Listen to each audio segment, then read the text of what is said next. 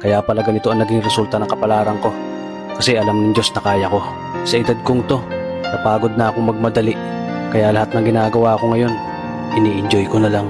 Siguro sa dami na rin ng aking pinagdaanan, napagtanto ko na ang buhay ay mas malawak at mas mahiwaga pa sa mga problemang dumarating sa buhay natin.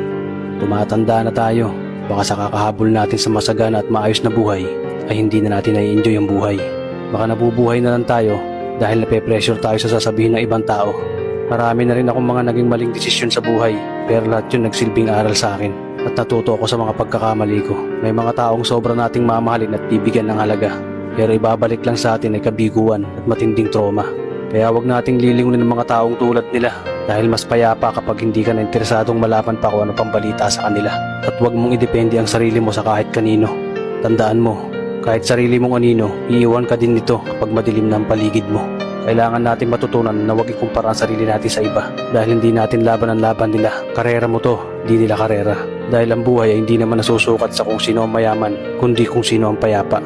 Kaya galingan mo lang palagi tol dahil napakaraming tao mapanghusga, hihilahin ka pababa.